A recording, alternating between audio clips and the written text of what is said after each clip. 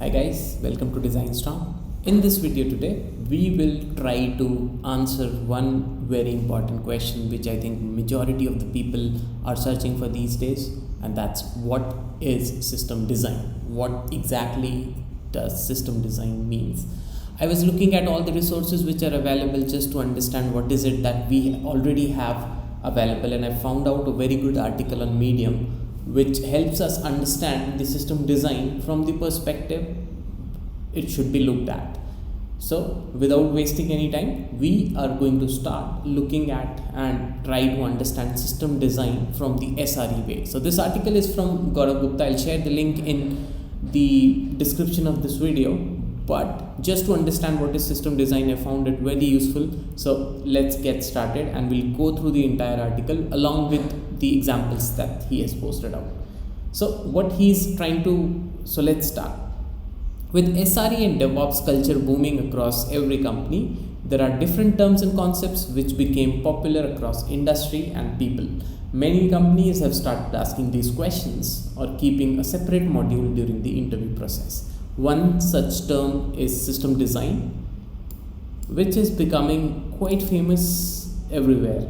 I have been taking so many interviews in the past many years, and system design is a very important module to hire a good candidate. I have been designing high scalable and reliable systems over a decade now. System design comes up everywhere in real life situation, and to have a better understanding about it in a large scale environment is very important. We will be walking through his understanding of system design interview process and discussions. This is something which might get lengthy and too detailed, but it also depends on the kind of situation you are in. This blog series can be lengthy, but it is full of ideas. And the general disclaimer that he has posted that he is a bit obsessive with Kafka syndrome and he tries to insert Kafka possibly everywhere in life and system design. I think this is something which is very relatable if you're working in a large scale environment. There would be some component of the system which you will love in the fact that you'll try to inculcate it in every project or every design that you are doing. For me, for example, this is Redis, because I feel that if it is about latency, if there is any place in the system that I can utilize a cache, it's Redis for me. So like Gaurav, I would certainly agree with you, and for me it is like you have Kafka syndrome, I have probably the Redis syndrome. Okay, without wasting any time, let's start. So first thing that he's trying to identify is what are the key points that one needs to have in mind when we start understanding the system design or even prepare for a system design interview. So system design interview process or discussion first is an open-ended question. You're expected to lead it. So this is very important because there is no right or wrong answer for the question that is being asked, but we need to understand it from the perspective that it is us who needs to lead it. So when we say lead it, that means it is us who has to ask the right questions and look at the probability of fixing and getting into the solution in terms of improvement and possible solutions. Second, we need to be sure that there are multiple solutions for the same problem, because every individual will have their own level of understanding, of course, about the system and also about the problem statement. So architectural decisions, scalability, reliability and technology exposure is something which certainly leads us to multiple solutions, because let's say for example, if I have a solution wherein I am utilizing let's say 3 services, you might try to do the same in 2. So this is something which we need to keep in mind, that there is no right and wrong, but definitely this is the point which I'll certainly agree with. Next is requirement gathering. Like we are aware, so system design interview typically is about 1 hour or maximum 5 hours. This is what he said, but I think from our perspective, what I have seen and what I have taken is typically it lasts from 50 minutes to 1 hour, because these days COVID environment is there and you'll have meetings after meetings. So typically we try to compile that up within 1 hour. So companies might ask you one big question and divide that into small questions and build the question as and when you go over the design component. So it's like there will be questions asked out of the questions which are out of the answers that you are giving. So in order to do well, first thing that we need to ensure is we need to understand the question very well. Try to go through it, let's say two times or even 3 times, just to understand what is it that we are trying to build. Is that a video streaming site? Is that a photo upload website, a URL shortener, or a website which let's say have multiple functionalities? Second, do not hesitate to ask questions. I think this is something which is really important in terms of requirement gathering. Just do not assume, just do not try to think within your mind, just think out loud and have that discussion, come straight to point, ask direct questions. And what does the question should look like? So first, of course, is persona, like who's going to use that website, what is the kind of users, how are they going to use it, like how is it, is that like a website where they're going to consume the content, or is it more like uploading photos, videos, documents and whatnot. Then we need to understand about the rate and scale, like how many users are going to use the website, and take some rough estimations in terms of, let's say, 50,000 per day, or how many files can be uploaded, is there an upper limit that we want to keep on number of uploads and browsing, etc. These are really important in terms of scalability, because this is what is going to help you decide what are the components that we are going to use in the system, especially from the database end. Third, does it include indexing of documents and search capabilities? This is important to the fact that if we are going to utilize a blob or an S3 sort of storage or not, how many searches the user can do, if it is a searchable system, how many numbers of results they can expect back, what is the infrastructure limit if there is any. So these are the kind of questions that needs to be asked during requirement gathering, and if you do so, I think the interviewer will also understand that you are hitting it at the right spot. Generally, companies do explain questions very clearly, but they also expect you to ask questions and lead the interview, because they want you to understand the problem and ask the right questions instead of assuming them. How do you design a world-class video streaming website without asking any questions and just getting satisfied by a single question given by the interviewer? I totally agree with this point, but do not waste all the time in questions only. And this is really important, that you are able to ask all the questions and gather all the requirements in, let's say, 10 minutes or so, because this is time bound and we need to ensure that we touch all the aspects of system design interview within that stipulated time. System design interviews are more of a discussion type, and people are expected that you'll be discussing what is going on in your mind. Like I said, think out loud. What are you thinking? What are you going to use? And why are you going to use system components such as, let's say, caching, messaging queue, content delivery network, storage service, etc. Explanation on these things and natural talking while writing down the components helps the interviewer to understand your thought process and your clarity about the subject and reasoning about choosing a component. Because let's say if you are just drawing, let's say, a component saying that, okay, I'm going to use Kafka here, that does not help. In case if when you're drawing, you just also provide a simple reason that why are you using Kafka, I think that helps in terms of interviewer as well to understand what is the level of understanding that you have on the subject of system designing. You cannot just put cache everywhere because it makes things fast. I agree while I disagree, because I have the Redis syndrome sort of a situation. So of course I'll agree that you cannot put cache everywhere, but then wherever it is needed, I think we should do that. For any other system, for any system design, whether it's a real life or interview, below are there some questions you should always know. What are the inputs and output of the system? Is there a full-fledged website in front end or back end? Is front end separate and back end separate? Is that just an API server or a web server with API functionality? What is query per second that you are expecting? What is the growth rate for future? Just to understand that if we want to scale in future, what is read to write ratio? While you ask these questions, by now you should have understood that good understanding about the question is half job done.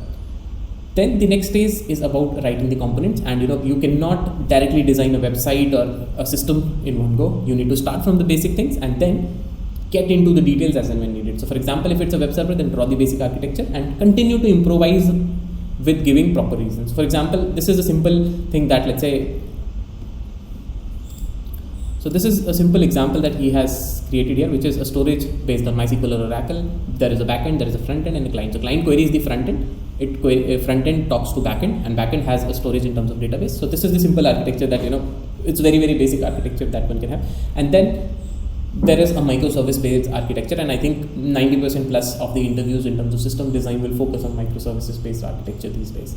So these days when we build website, it's not about single server doing everything. It's more about assigning those responsibilities to multiple servers, and we are, of course, we are into the generation when we are moving away from the monolithic architecture, and like I said, these days everything is divided into microservices, and of course it is easier to maintain, deploy, and of course troubleshoot in case if you're already aware about the functionality that a microservice is proceeding with.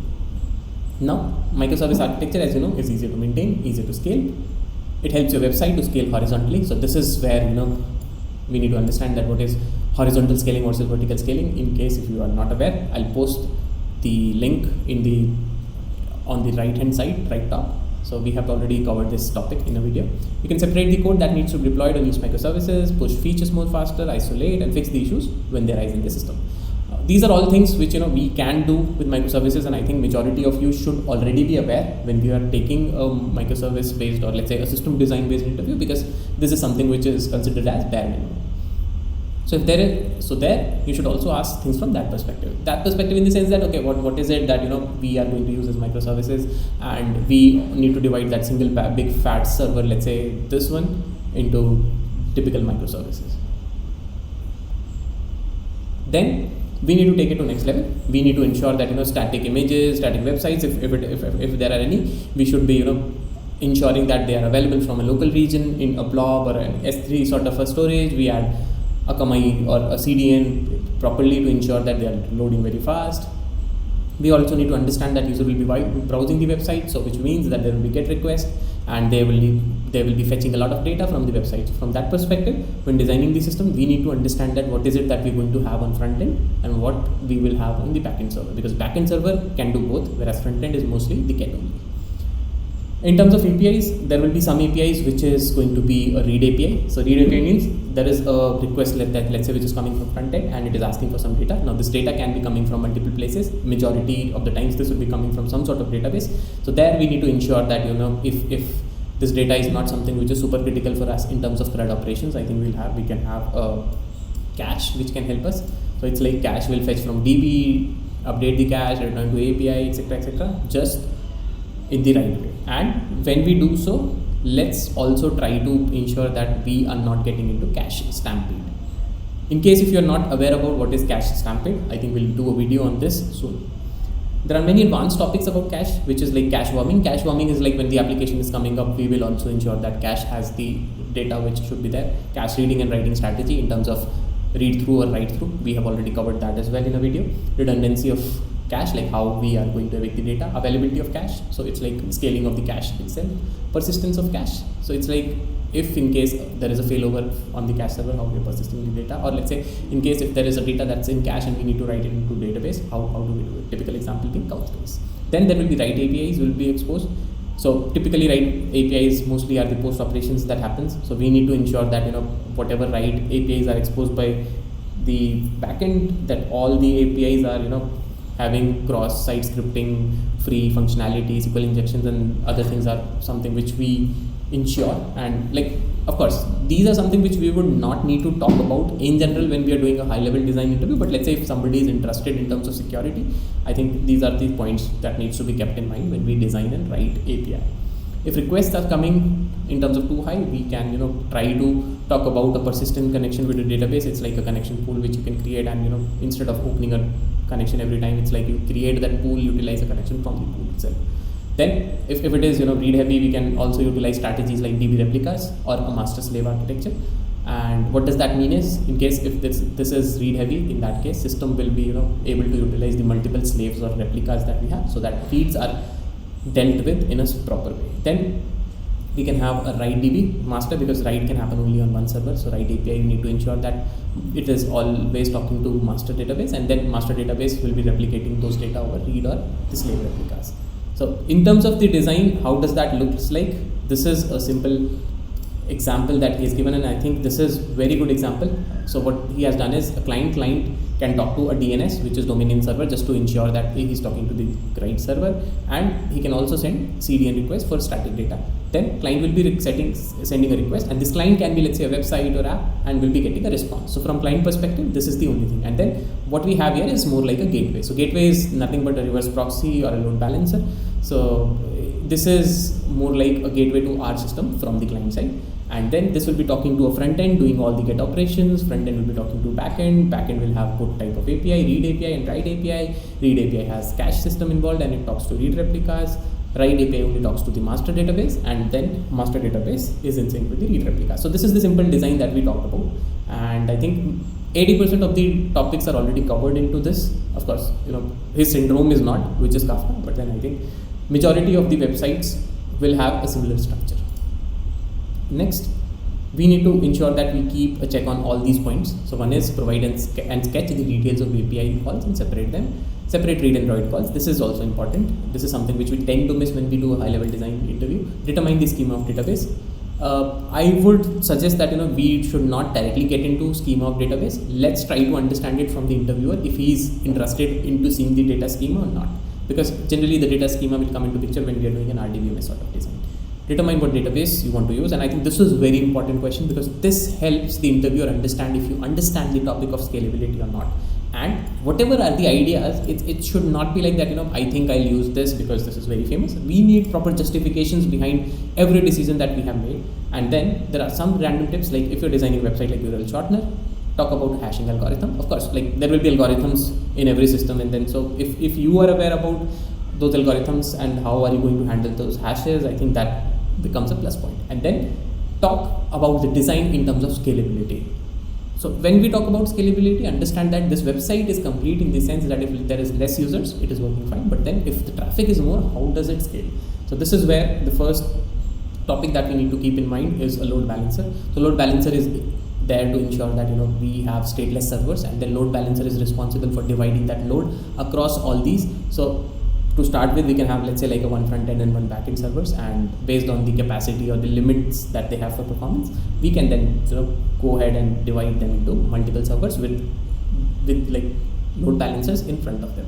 So this brings us to the challenges, like how do you make sure all servers are healthy and ready. So we need to ensure the health mechanism or a heartbeat mechanism between the load balancer and the microservices, how to make sure requests are reaching all the servers and some servers are not sitting idle. So it's more about the algorithm that the load balancer is using, how to automatically remove bad servers from the stack. So it's like we have Kubernetes cluster or something wherein if there is no heartbeat, they assume that the server is down, they remove it from the cluster and get another one up. So things like that also helps. Then we can answer like that there are load balancers like HA proxy which can help in such topics. Then these are the strategies that needs to be kept in mind when we are going through scalability questions in a system design interview. One is always think about horizontal scaling, because vertical scaling is something which I think majority of the people are already aware. It's like adding capacity and in terms of caching, use appropriate caching, add read replicas, write replicas different way. So we need to ensure that write APIs are different from the read APIs. So these are the topics which are good enough for the first part, and what he's saying that in part 2 he'll be covering the topics like queues, content delivery network, DB sharding, indexing, searches, etc. because these are I think high level things, but of course if you are going for an interview you should know them. And for reference, there are some original notes that he has posted here, and he said that he's mentoring her sister for this, and I think this is something which is really good because I have already went through these. So I would strongly suggest that you go through all these, because this is very important in terms of starting how I am going to do in a system design interview. So guys, I hope you like it. We just did not want to reinvent the wheel, and this is where, with giving proper credits, I think Gaurav Gupta has done a tremendous job in terms of answering the questions from the basic perspective in order to attend a system design interview. I hope you like it. In case if you did, do not forget to subscribe and like the video and say design strong.